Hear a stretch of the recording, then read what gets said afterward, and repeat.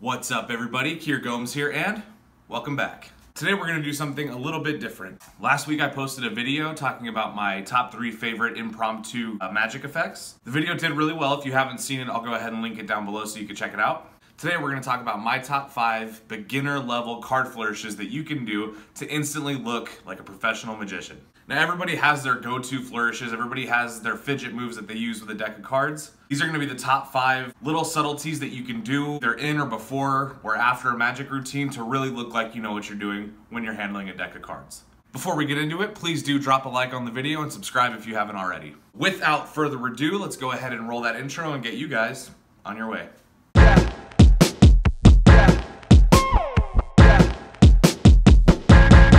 Let's go.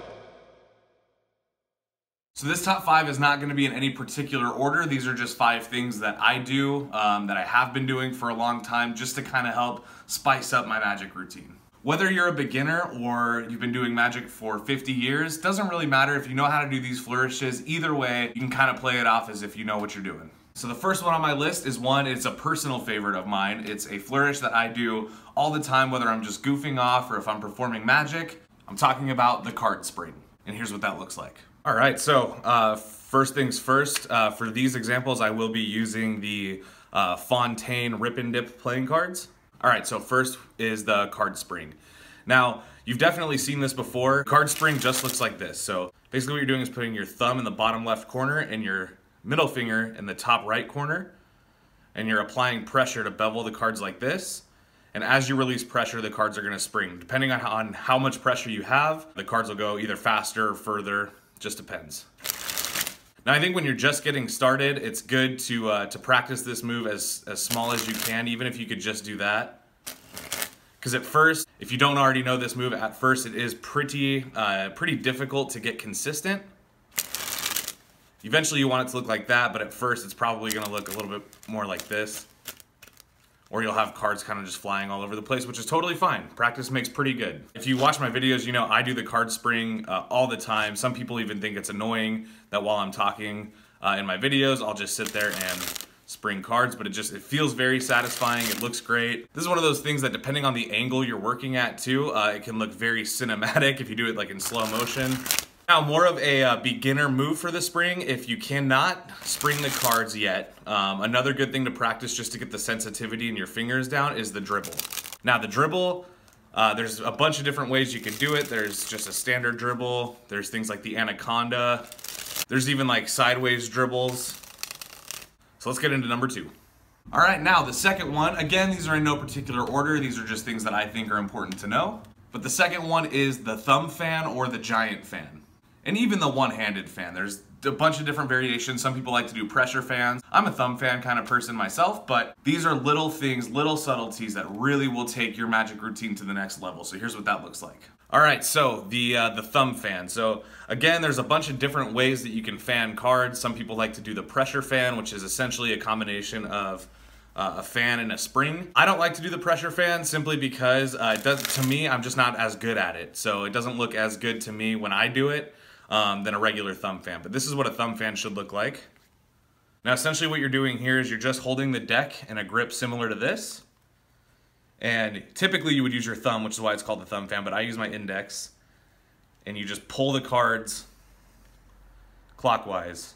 But to get a good even fan, the best thing you can do is just very lightly. It's all about having a sensitive touch. So you want to make sure that when you're fanning cards, you're effortlessly just gliding your finger across, and you'll get a perfect fan every time. Now, if you're familiar with the thumb fan and you really want to step up your game, what you want to do is practice doing the giant fan. Now, the prerequisite for the giant fan is the Faro Shuffle. So you want to be able to Faro a deck of cards, which is basically taking half of the deck, taking half of the deck and weaving it into the other half, like that. Now, that takes some practice, but once you've done it, you can fan the cards. Ooh, you can fan the cards like this. And produce a giant fan. I hardly ever do a giant fan. However, it's an option. It's always an option. If you have like a really cool deck of cards that looks great in a fan, the chances are it'll also look great in a giant fan, and that's just cool for videos or photos or whatever. Now another one is you can always do a one-handed fan. So I hardly ever do one-handed fans, but I like to take about 1/4 of the deck. You put it in like this Spider-Man grip, You push your thumb on the bottom and then you just, at speed it would look like this. And those are your options for doing a fan. Number 3 is gonna be some kind of fancy card production, either the top shot or shooting a card out of the deck, anything where you can kind of fancily produce a card. You can work that into a revelation for a spectator's card, but even if you do it on its own with no context, it just looks flashy. It's gonna make people think that you know what you're doing. Here's a few examples of what that looks like.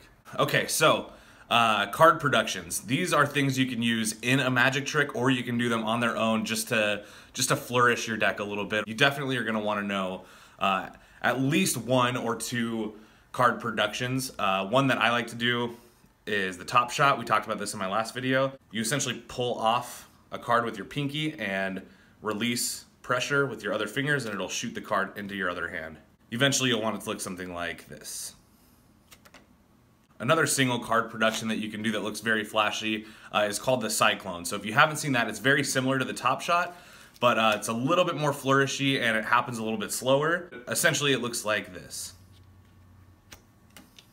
So what I'm doing there is basically just same thing as the top shot. I'm holding the deck the same way and I'm pulling down a card with my pinky, almost like I'm gonna do a Cardini change. And you wanna have your middle finger and your ring finger out of the way. You're gonna pull it down with your pinky, get your middle finger under it, and then you're left in this position here. Then all you do is you wanna flutter these 2 fingers like that and let go with your pinky. Now, if you're gonna do the Cyclone and you wanna film it, the best advice I can give you is, number 1, just get comfortable shooting the card before you get comfortable catching it, like what I just did. But then what you wanna do is you wanna get a top-down shot. So anything overhead or over the shoulder looks really good when you're performing the Cyclone. So those are just a few options for single card productions that you can do. Those are ones that I enjoy doing. Depending on where you're at and what context you've set, if any, you know, it might change, but those are just a few. This next one is not necessary to know. It's not something that, you know, is either gonna make or break your magic routine or your reputation as a magician, but it's just something that's fun to do, and it's also very difficult in the beginning, and definitely something that a spectator wouldn't be able to pick up a deck of cards and do, and that's the TJ Murphy deck flip. Here's what that looks like. All right, so the TJ Murphy deck flip.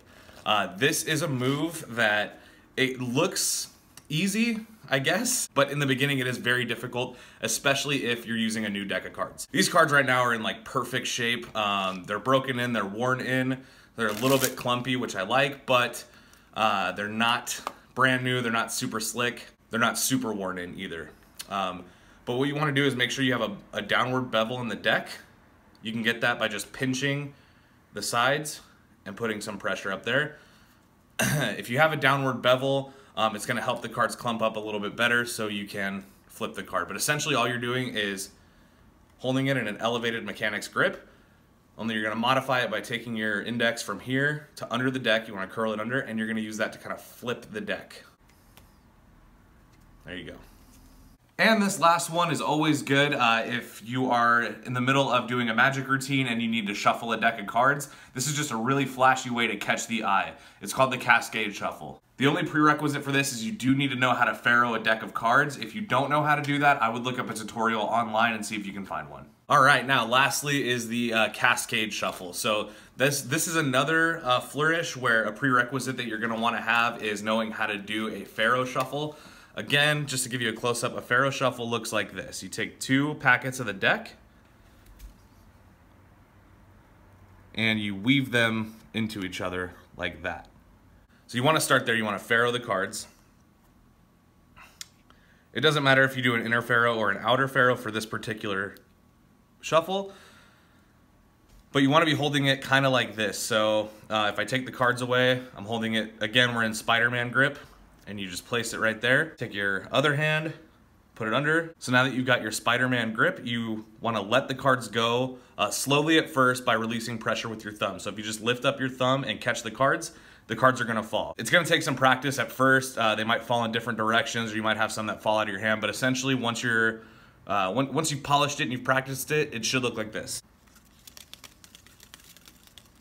Now that's one that does take some practice, as they all do. Some people you'll see, like, they'll do the friffle where they do this first and then it's in perfect cascade. I'm not very good at that. That's one that I don't practice very often. Not that it doesn't look great, because it definitely does. It's just not something that It's just not something that I've practiced. Now you're gonna find that there's alternate ways of doing everything. You'll find what's comfortable for you. These are just the things that I do to kind of help dress up my routine a little bit. So it also feels good if you're just, you know, if you're at work or school or on the train or whatever, and you're just messing around with a deck of cards, it feels good to know how to do some of that stuff. So there you go. All right, everybody, thank you so much for watching. Really hope you enjoyed that video. I enjoyed making it.